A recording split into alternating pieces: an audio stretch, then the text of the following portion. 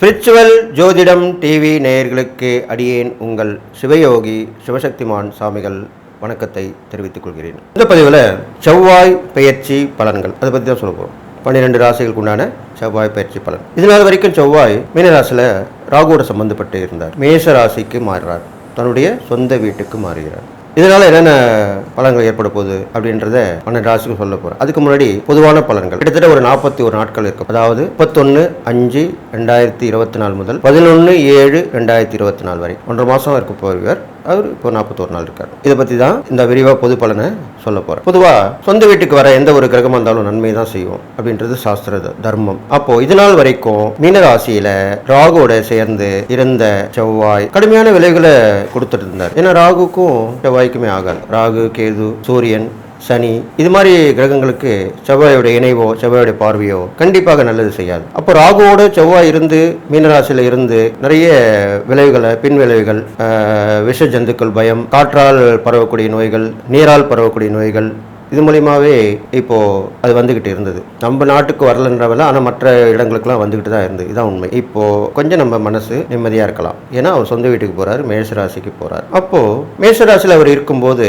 என்ன பொது பலன்கள் எப்படி ஏற்படும் கேட்டீங்கன்னாக்கா, அவர் மேஷராசியில சொந்த வீட்டில் இருக்கும்போது அவர் படைத்தளபதினு சொல்லக்கூடியவர். அப்போ அந்த படைத்தளபதிக்கு உண்டான சக்தி அவருக்கு வந்து சேரும். அப்போ படைத்தளபதிக்கு ஒரு நேரத்தில் சக்தி எப்போ வந்து சேரும்? அவர் ஏதாவது ஒரு போருக்கு புறப்பட்டாலோ, ஒரு சண்டை சச்சரவு தீர்க்க கிளம்பினாலோ தான் அது வரும். அப்போ வீட்லேயும் சரி நாட்டிலேயும் சரி சண்டை சச்சரவுகள் கொஞ்சம் அதிகரிக்கும். அதுக்குண்டான நேரம் தான் இப்போ வந்திருக்கு.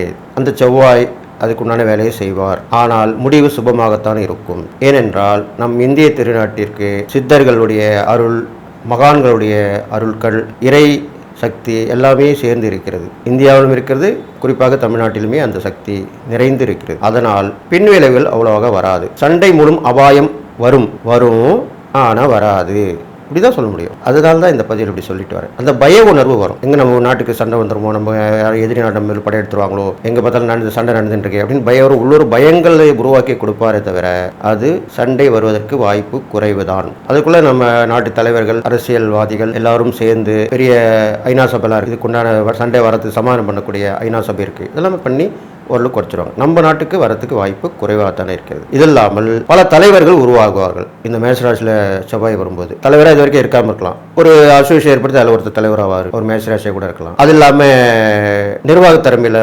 திறமசாலை வெற்றி பெற்று பரிசு பாராட்டெல்லாம் பெறுவாங்க. நிறைய இடத்துல ஆராய்ச்சி பண்ணி அது மூலிமா பூமியில் ஆராய்ச்சி, புதையல் சொல்கிறோம் இல்லையா, அதை ஆராய்ச்சி பண்ணி நிறைய விஷயங்களை கண்டுபிடிப்பாங்க. இப்போ கீழடியில் கண்டுபிடிச்சாங்க இல்லையா, தொல்லியல் துறையில். அது மாதிரி இந்த காலகட்டத்திலையும் அந்த மாதிரி உண்டான இது வரும். புதையல் கிடைக்கும். அது அரசாங்கத்தை சேரும். தொழில் துறை மூலிமா பல ஆராய்ச்சிகள் நடக்கும். இதெல்லாமே இந்த மேஷராசியில் செவ்வாய் இருக்கும்போது நடக்க போகுது. இது இல்லாமல் பூமிகாரகன் என்று சொல்லக்கூடிய செவ்வாய் அந்த சொந்த வீட்டிற்கு வந்திருக்கிறபடியால் மனை உயரும், பூமி லாபம் கிடைக்கும். நிறைய இடம் வாங்கி போட்டு வச்சிருப்பீங்க, விற்காம இருக்கும், இப்போ விற்கும், நல்ல விலைக்கு போகும். பொதுவாக ரியல் எஸ்டேட் துறை நல்ல லாபம் பார்க்கும். அப்படி உள்ள காலகட்டமாக தான் இப்போ இந்த செவ்வாய் பயிற்சி அமைஞ்சிருக்கு. பொதுவான பலனா சொல்லப்படுது. அப்படிப்பட்ட அந்த செவ்வாய் தன்னுடைய ராசியிலிருந்து கடகம், துலாம், விருச்சிகம் இந்த 3 ராசியும் பார்க்கிறார். அப்போ கடகத்தை பார்க்கும் பொழுது, நீர் ராசியான கடகத்தை பார்க்கும் பொழுது, செவ்வாய் நெருப்பு கிரகம் இல்லையா, கடகம் நீர் கிரகம் இல்லையா, 4ஆம் பார்வையாக பார்க்கும் பொழுது எப்பயுமே சைடு பார்வை தான் பாப கிரகங்களுக்கு ரொம்ப பவர்ஃபுல்லானது. சனி பகவானுக்கு எப்படி 3ஆம் பார்வை பலமுள்ளதாக அமைந்திருக்கிறதோ அதே மாதிரி தான் செவ்வாய் பகவானுக்கு 4ஆம் பார்வை ரொம்ப பவர்ஃபுல்லாக இருக்கும். அப்போ எரிமலை வெடிக்கும், நெருப்பு குழம்புகள் வரும், கடலில் விழும், கடலில் உள்ள எரிமலை வெடிக்கும், இது மாதிரிலாம் நடக்கும். பூகம்பம் கண்டிப்பாக வரும். இந்த பூமிகாரகன் மேஷத்தில் அமர்ந்தர்கள், அதனால் பூகம்பம் வரும். ஒரு சில இடங்கள் வரும், போகும். அதன் உண்டான பயமும் நமக்கு தென்பட தெரியும். நிறைய சாலை விபத்துக்கள் நடக்கும். அடிதடி பயிறது, ரத்த காயங்கள் ஏற்படுறது, ரத்தம் வருது, எல்லாமே நடக்கும். என்ன பயமத்தினே போறேன்னு சொல்றீங்களா? இல்லை, இதெல்லாமே நடக்கும். ஆனால் பெருவாரியான விஷயத்தில் நடக்காது. நம்ம நாட்டுக்கு அவ்வளோ நடக்காது. இது இறை வழிபாடு ஆலயம் பரிகாரத்தில். அதனால தான் நம்ம இறை வழிபாடு பரிகாரம் சொல்லிட்டு வரோம். அதனால தான் நம்ம மக்கள் எல்லாம் மீண்டு வராங்க. கொரோனா கூட எப்படி மீண்டு வந்தாங்க, இந்தியா எப்படி மீண்டு வந்தது, அது மாதிரி தான் நம்ம சொன்னால் கேட்போம். நம்ம பயப்படக்கூடியவங்க, ஆன்மீகத்துக்கும் பயப்படக்கூடியவர்கள் தான் நம்ம. பக்தியில பயபக்தி சொல்லலையா, அந்த பயபக்தி உருவாக்கி கொண்டவர்கள் தான் நம்ம இந்திய நாடு. அதனால கண்டிப்பாக நமக்கு அவ்வளோ பெரும்பாலும் சேதம் இருக்காது. அதே மாதிரி 7ஆம் பார்வையாக துளாராசியை பார்க்கிறார். துளாராசியை பார்க்கும் பொழுது கண்டிப்பாக தண்டனை கிடைக்கும். குற்றவாளிகளுக்கு கண்டிப்பாக தண்டனை கிடைக்கும். நீண்ட நாளா கேஸ் போயினே இருக்கும். பெரிய குற்றம் பண்ணிப்பாங்க மக்கள்லாம். என்ன இப்படி பண்ணிட்டானே விட்டுருக்காங்க அவங்களுக்கு எல்லாமே இப்போ தண்டனை கிடைக்கும். நீதிபதிகள் தன்னுடைய சத்திய வாக்கு தவறாமல் தீர்ப்பு வழங்குவார்கள். அடுத்ததாக விருச்சிகத்தையும் பார்க்கிறார். விருச்சிகத்தை பார்க்கறனால அதுவும் அவருடைய சொந்த வீடு தானே. அதனால விருச்சிகத்தை பார்க்கும்போது கடல் கடந்த வாணிகம் சிறப்படையும் ஷிப்பிங் மூலிமா. ஷிப்பிங்கில் இருக்கவங்களாம் நல்லா டெவலப் ஆவாங்க, நல்லா வருவாங்க. கடல் சீற்றம் அதிகரிக்கும், சுனாமி வருவதற்குண்டான வாய்ப்புகளும் தென்படும். இதெல்லாம் செவ்வாய் பயிற்சியால் இப்போ மேசராசிக்கு வந்தவுடனே இந்த 41 நாட்கள் கண்டிப்பாக நடக்கும். நல்லது எடுத்துக்கோங்க. கெட்டதுக்கு இறை வழிபாடும் பரிகாரம் தான தர்மங்கள் பண்ணிட்டு வாங்க. கண்டிப்பாக அதுலேருந்து வெளியே வந்துடுவீங்க. எல்லாம் நல்லபடியாக தான் நடக்க போகுது. இந்த செவ்வாய் பயிற்சி பலன் மக்களுக்கு நல்லதை மட்டுமே செய்ய வேண்டும். என்னுடைய உபாசன வீரக மகாவாரை வணங்கி உங்களுக்கு அவங்களுடைய அருள் பரிமாணம் சொல்லி வாழ்த்தி, ஓம் மகிஷத் பஜாய வித்மகே சண்டகஸ்தாய திமகே தன்னோ வாராகி பிரஜோதியாத், வாராகி ஒரு பரிபூர்ணம் உங்களுக்கு கிடைக்கணும்னு சொல்லி வாழ்த்தி, உங்கள் சிம்மராசிக்கு பார்த்தீங்கன்னாக்கா இந்த செவ்வாய் பகவான் 9ஆம் இடத்துல வந்திருக்கார். 9ஆம் இடத்துல வந்துட்டு அவருடைய பார்வை பெறும் இடங்கள் பார்த்தீங்கன்னாக்கா 12ஆம் இடம், 3ஆம் இடம், 4ஆம் இடம், இந்த 3 இடத்தையும் பார்க்குறார். செவ்வாய் பகவான் 9ஆம் இடத்துக்கு வரும்போது உங்களுடைய பாக்கியஸ்தானமாக சொல்லப்படுது. அந்த பாக்கியஸ்தானத்துன்னு வரும்போது செவ்வாய் பகவான் சொந்த வீட்டில் அமர்கிறார். சொந்த வீட்டில் அமர்ந்திருக்கும் போது அவருடைய காரகத்துவம் கண்டிப்பாக உங்களுக்கு நன்மை தான் செய்ய போகுது. அப்படி பார்க்கும்போது உங்களுக்கு கண்டிப்பாக பூமி இடம் எப்போயோ வாங்கி போட்டிருப்பீங்க, அது விற்று உங்களுக்கு நல்ல காசு வரும். அது மூலிமா வீடு வாங்குவீங்க, கட்டின வீடு கூட வாங்குவீங்க. இது மாதிரி பூமி சம்மந்தப்பட்ட விஷயங்கள்லாம் நல்லபடியாக நடக்கும். நீங்கள் பயிர் தொழில் செய்கிறீங்க, விவசாயம் தான், அது மூலிமா லாபம் கிடைக்கும். இது மாதிரிலாம் நடக்கும். எல்லா வகையான லாபத்தை ஏற்றங்களை கொடுக்கக்கூடிய இடம் தான் 9ஆம் இடம். அது இல்லாமல் உங்களுக்கு நீங்கள் சிம்மராசிக்காரங்களாங்களா, உங்களுக்கு ஏற்கனவே சொன்னது போல் மேசராசியாக இருந்தாலும் சரி, சிம்மராசியாக இருந்தாலும் சரி, அந்த தலைமை தாங்கும் பொறுப்பு உங்களுக்கு கண்டிப்பாக ஏற்படும். ஒரு ஃபங்க்ஷன் வைப்பாங்க, அதில் உங்களை ஹெட்டாக போடுவாங்க. ஹெட் ஆஃப் த டிபார்ட்மெண்ட் சொல்கிறோம் இல்லையா, அது மாதிரி அந்த மாதிரி விஷயங்கள்லாம் நடக்க போகுது. அதனால் உங்களுக்கு சந்தோஷம் தான் நடக்கும். நம்மளை மதித்து ஒரு இடத்துல ஒரு தலைவராக போடுறாங்கன்னா அது பெரிய விஷயம் தானே. அது மாதிரிலாம் நடக்கும். உங்களுடைய நிர்வாகத்தை பாராட்டுவாங்க. அது மூலிமா உங்களுக்கு நன்மை நடக்கும். அது மாதிரி லாபங்களும் கிடைக்கிறதுக்கு வாய்ப்பு இருக்குது. இது மாதிரிலாம் நடக்கும். அது இல்லாமல் இந்த 9ஆம் இடத்துல இருக்கிற அந்த செவ்வாய் பகவான் உங்கள் ராசிக்கு 12ஆம் இடத்தை பார்க்குறாரு. 12ஆம் இடத்தை பார்க்கும் பொழுது சிம்மராசிக்காரங்களுக்கு 12ஆம் இடத்தை பார்க்கும்போது என்ன ஆகுதுனாக்கா, உங்களுக்கு அவ்வளோவா பெரும்பாலும் வெளிநாட்டு பயணம்லாம் உங்களுக்கு உங்கள் ராசிக்காரங்க அவ்வளோ அமையாது. ஏன்னா உங்களது சீரராசின்னு சொல்லப்படுது. சரராசி உள்ளவங்களுக்கு தான் அடிக்கடி அந்த பயணங்கள் ஏற்படும், வெளிநாடு தொடர்புலாம் ஏற்படும். ஜாதகத்தில் கிரகங்கள் அமைப்பு இருந்தால் தான் சிம்மராசிக்காரங்களுக்கு அந்த வெளிநாடு பயணம் அமையும். அப்போது 12ஆம் இடத்துல அந்த செவ்வாய் பகவான் பார்க்கறனால உங்களுக்கு நன்றாக கேட்டுங்க, உங்களுக்கு நஷ்டங்கள் குறையும். இது வரைக்கும் நிறைய நஷ்டங்கள் ஏற்பட்டிருக்கும். எந்த தொழில் எடுத்தாலும், எந்த உத்தியோகம் எல்லாத்துலேயுமே நஷ்டமாக இருக்கே, லாபங்களே இல்லைன்னு நினைப்பீங்க. அப்போது இப்போ லாபங்கள் ஏற்படும். அந்த நஷ்டங்கள் மாறி லாபமாக இருக்கும்.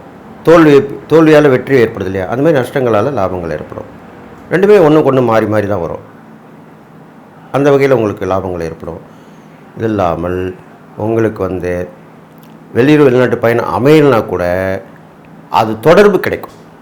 இப்போ வெளியூரில் இருப்பாங்க, உங்களுக்கு வேண்டியவங்க வெளிநாட்டில் இருப்பாங்க, அவங்க மூலிமா அவங்களுக்கு தொடர்பு மூலிமா லாபங்கள் இருக்கும். அவங்க பொருள் இங்கேருந்து கேட்பாங்க, நீங்கள் ஒரு பொருள் இங்கேருந்து அனுப்புவீங்க, எக்ஸ்போர்ட் இம்போர்ட் மாதிரி. அது மாதிரி அதில் கூட லாபங்கள் கிடைக்கும். ஒன்று இப்படி தான், ஒன்று வெளியூர் வெளிநாடு பயணம் போகணும், இல்லையா அங்கே உள்ளவங்களோட தொடர்பு அமையும். இந்த ரெண்டுத்தில் ஒன்று கண்டிப்பாக நடக்கும். அப்போது அது மூலிமா உங்களுக்கு லாபங்கள் ஏற்படும். இது மாதிரிலாம் நடக்க போகுது. அது இல்லாமல் உங்களுக்கு தைரியம், தன்னம்பிக்கை, துணிச்சல் எல்லாமே ஏற்படும். இது இல்லாமல் சகோதர உடன் பிறந்தவங்களாலும் உதவிகள் கிடைக்கும். வம்பு வழக்குகள் வந்தாலும் வந்த சோடு தெரியாமல் போயிடும். இது மாதிரிலாம் நடக்கும். அது இல்லாமல் ஆரோக்கியம், உடம்பு சுகமாக இருப்பீங்க, ஆரோக்கியம் மேம்படும். நல்ல ட்ரீட்மெண்ட் உடனே எடுத்துப்பீங்க. இதெல்லாம் இருக்க போய் டாக்டரை பார்க்கக்கூடாதுன்னே இருப்பீங்க. ஆனால் இப்போ என்ன நினைப்பீங்க, சரி போய் பார்த்துட்டு வந்துடும்னு போவீங்க, சரியாயிடும். அது கூட நேரம் தான் இப்போ அமைஞ்சிருக்கு. இது மாதிரிலாம் பண்ணிட்டு வரலாம். இதனால் உங்களுக்கு செவ்வாயுடைய இருக்கும் பலன், பார்வை பலன்லாம் சொல்லியிருக்கேன். பொதுவாக சிம்மராசிக்காரங்களுக்கு எதுலேயுமே ஒத்து வர மாட்டாங்க.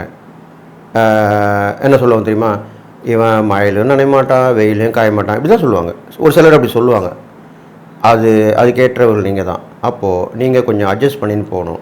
எல்லா விஷயத்தையும் அட்ஜஸ்ட் பண்ணி போனால் கண்டிப்பாக உங்களுக்கு உள்ள கெட்ட நேரங்கள் மாதிரி நல்ல நேரம் நடக்கும். உங்களுக்கு உதவிகள் கிடைக்கும், விரும்பிய இடமாற்றம் கிடைக்கும். இது மாதிரிலாம் கிடைக்க போகுது உங்களுக்கு சிம்மராசிக்காரங்களுக்கு. அதனால் இந்த செவ்வாய் பயிற்சி உங்களுக்கு கண்டிப்பாக நல்லது செய்யும்.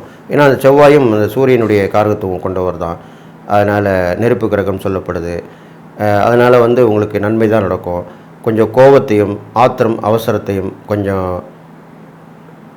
மதித்து கொஞ்சம் அவசரப்படாமல் நடந்துக்கிட்டிங்கன்னா, நிதானமான போக்கு கடைப்பிடிச்சிங்கன்னா கண்டிப்பாக நல்லது நடக்கும்.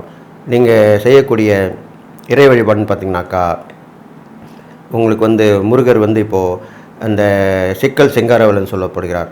அந்த சிங்காரவேலன் முருகர் அங்கே தான் போய் பார்க்கணும், இல்லை எங்கே வேணாலும் பார்க்கலாம். அந்த முருகரை வழிபட்டு வந்தீங்கன்னா உங்களுடைய சிக்கல்லாம் தீரும், பிரச்சனைகள் கண்டிப்பாக தவிடுபொடி ஆகிடும், கண்டிப்பாக நல்லது நடக்கும். அது இல்லாமல் எம்பெருமான் ஈசனை வணங்கலாம். ஈசன் தகப்பன் சாமின்னு சொல்லப்படுறாங்க. தகப்பன் முருகர் உபதேசம் பண்ண சுவாமிமலை, அவர் கூட நீங்கள் வழிபட்டு வரலாம், அங்கே போயிட்டு வரலாம். ஈசனை தாயுமானவர் அப்படி சொல்கிறாங்க ஈசனை. அப்படிப்பட்ட அந்த தாயுமானவர் வழிபட்டு வரலாம். இது மாதிரிலாம் பண்ணிட்டு வரலாம் சிம்மராசிக்காரங்க. அது இல்லாமல் அந்த பஞ்சபூத ஸ்தலங்களில் அக்னி ஸ்தலமாக விளங்கக்கூடிய திருவண்ணாமலை போயிட்டு வரலாம். இது மாதிரி பக்கத்தில் இருக்கிற சிவன் கோளோடு போயிட்டு வரலாம். ஒரு பிரச்சனையும் இல்லை, நல்லபடியாக இருக்கணும்.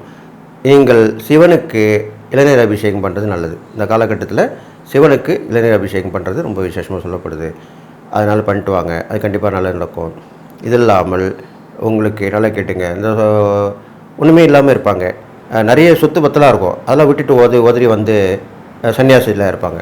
அப்படிப்பட்ட சன்னியாசாக பார்த்து அவங்களுக்கு உதவி பண்ணிங்கன்னா, வாழ்ந்து கெட்டோன்னு சொல்கிறாங்க இல்லையா, அப்பேற்பட்டவங்களுக்கு நீங்கள் உதவி பண்ணிங்கன்னா அவங்க நம்ம வாழ்ந்து கெட்டு நம்ம வந்துட்டா கூட நம்மளுக்கும் உதவி பண்ணுறதுங்க இருக்காங்க அப்படின்னு சொல்லி மனசார உங்களுக்கு நன்மை நல்லது நடக்கணும்னு வேண்டுவாங்க. அப்போ அந்த மாதிரி உள்ளவங்களுக்கு நீங்கள் தான தர்மம் பண்ணிட்டு வரலாம். இதெல்லாம் பண்ணிட்டு வருங்க. நீங்கள் சிம்மராசிக்காரங்க கண்டிப்பாக கிரிவலம் போயிட்டு வரது ரொம்ப விசேஷமாக சொல்லப்படுது. இந்த திருவண்ணாமலையில் கிரிவலம் போயிட்டு வருது. திருவண்ணாமலை தான் போகணுன்னு அவசியம் இல்லை, கிரிவலம் நடத்தக்கூடிய இடங்கள் நிறைய இருக்குது. நிறைய மலை சிவன் கோயில் சிவன் உள்ள மலை பக்கத்துலலாம் நிறைய கிரிவலம் பண்ணிட்டு வராங்க. இப்போது அங்கே கூட நீங்கள் கலந்துக்கலாம். அந்த மலையை வரணும், அவ்வளோதான். அதை பண்ணிட்டு வந்தீங்கன்னா கண்டிப்பாக நல்லது நடக்கும். அதனால் சிம்மராசிக்காரங்களுக்கு இந்த செவ்வாய் பயிற்சி கெடுபலங்க குறைஞ்சி நல்பலன் ஏற்படும் போது நான் சொன்ன இறை வழிபாடு பரிகாரம் பண்ணிட்டு வாங்க, தான தர்மங்கள் செஞ்சுட்டு வாங்க. உங்களுடைய அந்த கோபம் ஆத்திரம் அவசரம் இதெல்லாம் கொஞ்சம் விட்டுவீங்களா போதும், வேறு ஒன்றும் பண்ண வேணாம். இது பண்ணாலே உங்களுக்கு நன்மை மேல் நன்மை நடக்கும். இந்த செவ்வாய் பயிற்சியால் எல்லா நலும் பெற்று வாழணும்னு சொல்லி வாழ்த்தி விடைபெறுகிறேன்.